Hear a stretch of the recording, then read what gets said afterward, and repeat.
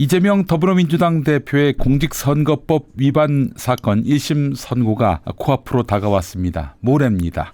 오후 2시 때에 나오게 되는데요. 그래서인지 언론마다 다시 이재명 사법 리스크 운운하는 목소리가 나오고 있습니다. 그들이 이재명을 어떻게 생각하는지 그 밑바닥을 볼 수 있다라고 말할 수 있을 것 같습니다. 윤석열 검찰이 말도 안 되는 건으로 억지로 야당 대표를 기소한 사건임에도 그들은 이재명 대표를 범죄자로 낙인 찍고 공세를 퍼붓고 있습니다. 한두 번 경험한 일이 아닙니다. 그래도 이 고비마저 넘은 뒤에는 그들이 다시는 이재명 악마화가 매우 무용하고 덧없는 일임을 성찰하지 않을까 기대해 봅니다. 이재명 대표가 받고 있는 형사재판 4건 중에 첫 선고이자 재판 결과에 따라서 이재명 대표의 정치적 운명이 좌우될 수 있는 만큼 전 국민적인 관심이 이 판결에 집중되고 있다.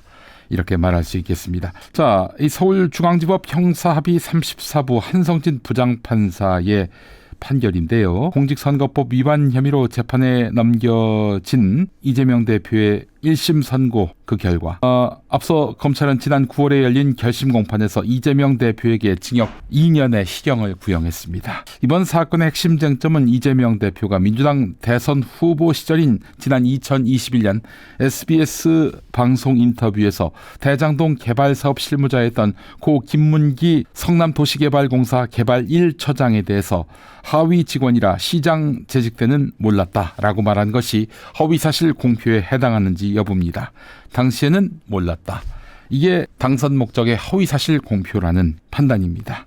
검찰 판단이요. 실제 이재명 대표에 대한 기소는 범죄 구성 요건이라고 보기도 어려운 내용이었습니다. 시장 때 김문기 실장을 몰랐다는 것, 국감에서 특혜가 아닌 국토교통부의 압박에 의해서 용도 변경을 했다고 진술한 것, 이것이 바로 백현동 건이죠.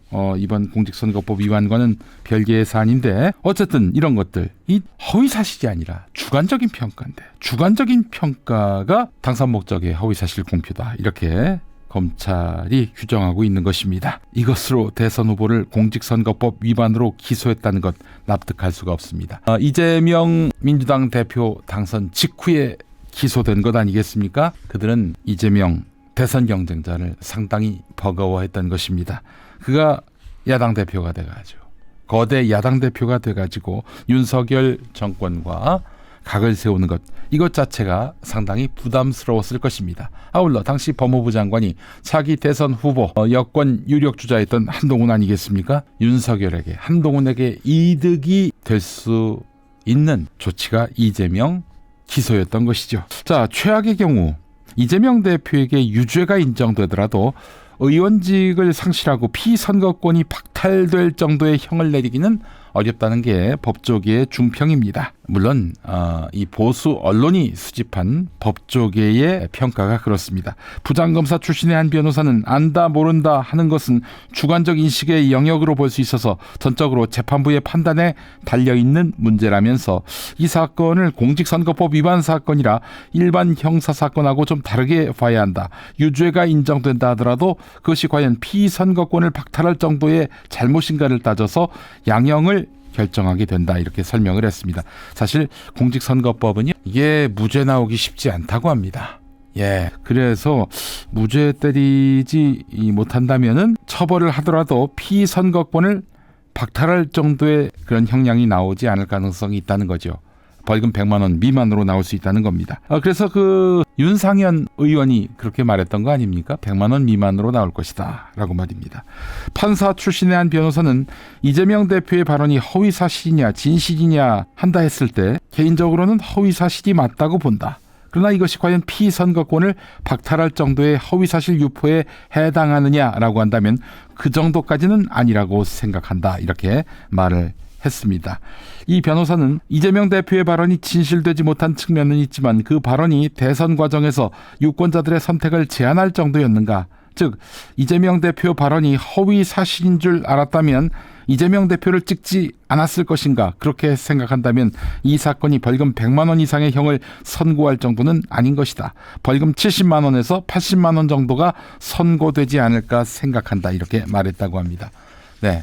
다시 한번 말씀드리지만 이 인터뷰는 보수 언론이 만난 법조인들입니다. 그들의 견해입니다. 자, 그래서 100만 원 이상형의 형이 선고될 수 있다고 말한 법률가들의 발언도 이 언론은 다루고 있는데요. 자, 근데 이거는 어디까지나 검찰 편에 서서 쓴 기사라고 봐야 마땅할 것입니다. 제가 만난 법조인, 지금까지 박근혜 탄핵 이후로 단 한 번도 판결 전망이 틀리지 않았던 법률가들 누구라고 말씀은 못 드리겠습니다만 제가 4명 정도에게 물어봤습니다. 4명 모두 무죄 난다 이렇게 단언했습니다. 저는 그들의 말을 믿습니다. 그분들은 단순히 법리만 갖고 보는 분들이 아닙니다. 정치적 맥락, 흐름, 그리고 현 시점에서 사법부의 정서까지 종합적으로 고려해서 무죄가 난다라고 판단했습니다. 지금은 윤석열 정권에게 잘 보여서 좋을 게 없는 그런 시점인데다 게다가 야당 대표이고 차기 대권 주자 1위인 사람을 무리한 법리로 유죄, 그것도 당선 무효형의 유죄로 판단한다는 것은 자기 전생을 거는 그런 판단이 될 수 있다는 것이죠. 게다가 또 하나, 자칫 잘못하면은 검찰과 함께 사법부도 생매장 될 수 있다는 위기감도 느껴진다는 것입니다. 지금 만약에 이재명 대표에 대한 무리한 유죄 판결이 나올 경우 국민 분노에 불을 지필 수 있다는 점, 이 점을 주목하고 있는 것입니다. 사실 또 이재명 대표에 대해서 유죄 판결을 내린다면은 윤석열은 정말 사형에 처할 그런 중범죄자다라고 말할 수 있다는 것입니다. 어떤 점에서 그러하느냐? 윤석열도 공직선거법상 허위사실 공표죄로 여러 차례 고발됐지만은 검찰이 전부 불기소 처분을 내렸는데 내용을 보면은 오히려 너무나 명백한 사건에도 검찰이 눈을 감았다는 것입니다. 윤석열이 대선 후보 토론회 때 경선 당시에도 계좌까지 전부 다 공개를 했다. 김건희의 계좌를 말하는 것입니다. 주가 조작 관련해서 모든 계좌를 다 세상 앞에 내놨다라고 주장을 한 것이죠. 그런데 보니까 2010년 12월까지만 한정해서 일부만 공개했습니다. 그 이후의 주가 조작 의혹과 관련한 계좌 공개는 하지 않았습니다. 거짓말을 한 것이죠. 명백합니다. 당선 목적의 허위사실 공표로 볼 수밖에 없는 것입니다. 일부에 대해서만 공개한 사실인데 이 공개할 필요성이 있다고 판단한 부분에 대해서는 전부 공개를 했다는 취지로 해석함이 상당하다라고 검찰은 판단해서 불기소를 내렸습니다. 다 깠다고 윤석열은 얘기하고 있는데 필요성이 있다고 판단한 부분에 대해서는 전부 공개했다. 이런 취지로 해석해야 마땅하다. 라면서 윤석열, 김건희의 손을 들어줬습니다. 검찰이요. 자, 그리고 김건희가 한림정보산업대학 출강 이력을 한림대학교 출강이라고 허위 기재했다는 오마이뉴스 언론 보도에 대해서 명백한 오보라고 단순 오기라고 이렇게 윤석열이 주장했거든요. 그랬더니 검찰이 뭐라고 했느냐? 허위 기재할 뚜렷한 동기를 발견하기 어렵다. 허위 기재할 뚜렷한 동기를 발견하기 어렵다. 이걸로도 불기소가 났어요. 자, 그리고 김만배와 관련해서 전화 한 통 한 적 없느냐라고 했을 때 윤석열은 그렇다. 내 기억에 2005년부터 한 11년, 12년 사이까지 한 두세 번 만난 것 같다. 이랬단 말이죠. 전화 한 통도 한 적이 없는가? 네, 그렇다. 그런데 이거는 지금 이재명 대표 재판과 많이 흡사하죠. 안다 모른다에 관한 것인데 이에 대해서 검찰은 개인적인 관계나 친분 유무는 피의자와 김만배 사이의 친밀도에 대한 스스로의 평가 내지는 의견 표현에 불과하여 이를 구체적 사실의 적시로 보기 어렵고 그래서 불기소했습니다. 여기서 피의자 윤석열과 김만배의 이재명과 김문기를 넣어보겠습니다. 개인적 관계나 친분 유무는 이재명과 김문기 사이의 친밀도에 대한 스스로의 평가 내지는 의견 표현에 불과하여 이를 구체적인 사실의 적시로 보기 어렵고 이러면서 이재명 대표에 대해서 불기소 처분을 내릴 수도 있었습니다. 그러나 윤석열은 불기소, 이재명은 기소 이랬던 겁니다. 이재명의 모른다는 유죄, 윤석열의 모른다는 불기소 이랬던 검찰입니다. 자, 그것뿐입니까? 당선 목적의 허위사실 공표 중엔 이것도 있습니다. 아내가 신심이 깊어서 구약 성경을 다 외운다. 구약 성경을 다 외운다. 39권, 2만 절이 넘는 그 구약 성경을 다 외운다. 라고 얘기했습니다. 자, 여러분, 그 당시는 이 손바닥의 왕자 때문에 기독교계로부터 심각한 의문을 제기당한 상태였습니다.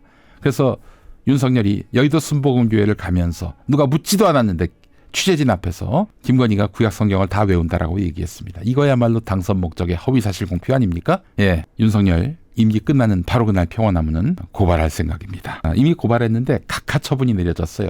각하 처분이면 다시 고발할 수 있거든요. 다시 고발할 것입니다. 자, 나는 불기소, 너는 기소. 내로남불이죠. 네. 자, 이에 대해서 윤석열은 어떤 입장일까요? 그 속마음을 들여다보겠습니다. 지금 나의 낮은 지지율, 또 동훈이의 낮은 지지율, 그리고 야당 씨발 것들이 의석 하나 믿고 설치며 집사람을 악마화하는 흐름, 민주노총이 거리로 나와 불법 폭력 시위를 벌이는 세태, 이 모든 것을 한 방에 해결할 방법이 있습니다. 계엄령은 또 전쟁은 트럼프 때문에 어려워졌고 이젠 단 하나의 카드 이재명 유죄 뿐입니다. 그것도 감옥에 가는 형벌 말입니다. 어이 판사들, 내가 이야기했지 2027년 5월 9일까지 날 보기 싫어도 그때까지 볼 수밖에 없어. 아직 2년 반 남았다고. 한 번은 해볼 테야. 내가 무리해서 이재명이를 거의 지방검찰청급 검사들 60명을 동원해서 400번 가까운 압수수색하고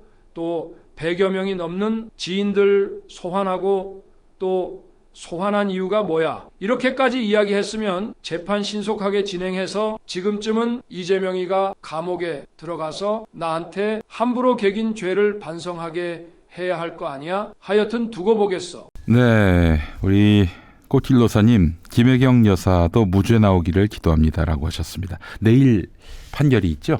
예, 14일 판결이 있습니다. 여론조사 압도적 1위, 무리한 검찰 기소, 법리상 맞지 않는 기소. 이미 바뀌기 전에 수사검사는 아니 어떻게 안다 모른다로 선거법 위반이 되느냐라고 고발인에게 되물었던 일이 있었습니다. 그래서 저는 깔끔하게 유수의 판결 전문가인 법률가들의 뜻에 발맞춰 이재명 대표의 무죄 판결로 전망합니다. 깔끔하게 전망합니다. 모레 있을 이재명 대표 공직선거법 위반 1심 무죄 판결로 깔끔하게 떨어진다고 예측하겠습니다. 주사위는 던져졌습니다. 모레 판결로 사법부가 정의를 바로 세우기를 기대합니다.